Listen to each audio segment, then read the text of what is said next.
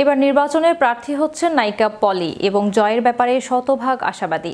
বর্তমানে অভিনয় থেকে দূরে রয়েছেন তিনি। সিনেমায় ব্যস্ততা না থাকলেও এবার তিনি নির্বাচনের মাঠে নেমেছেন। এক সময়ের ব্যস্ততম এই নায়িকা হঠাৎ করে চলচ্চিত্র অঙ্গন থেকে নিজেকে সরিয়ে নেন। তবে বর্তমানে স্বামী সন্তান ও সংসার নিয়ে কেটে যাচ্ছে তার দিনরাত। বিস্তারিত থাকছে ডেস্ক রিপোর্টে।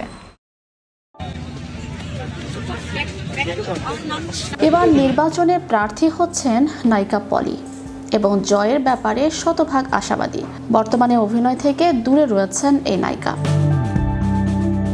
সিনেমায় ব্যস্ততা না থাকলেও এবার তিনি নির্বাচনের মাঠে নেমেছেন।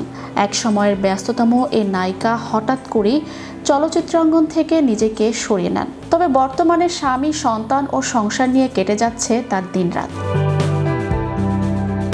পলি অভিনয় থেকে দূরে থাকলেও এই অঙ্গনের সঙ্গেই ওতপ্রোতভাবে জড়িত।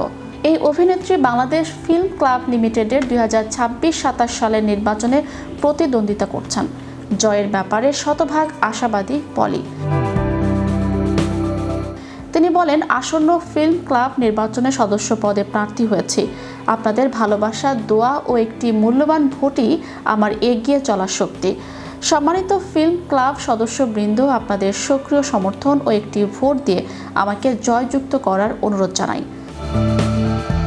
মোহাম্মদ হোসেনের ফায়ার সিনেমায় প্রয়াত তারকা নায়ক মান্নার নায়িকা হিসেবে পলি চলচ্চিত্রে অভিষিক্ত হন।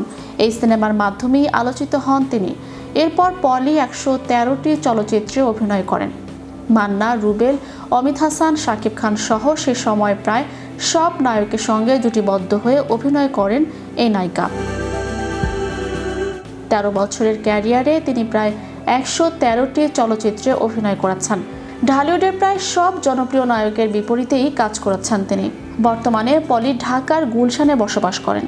তিনি 4 সন্তানের জননী এবং নিজের একটি বুটিক হাউস পরিচালনা করছেন তিনি এবং তার স্বামী একজন ব্যবসায়ী। ম্যাজিক বাংলা টিভি, বিনোদন ডেস্ক।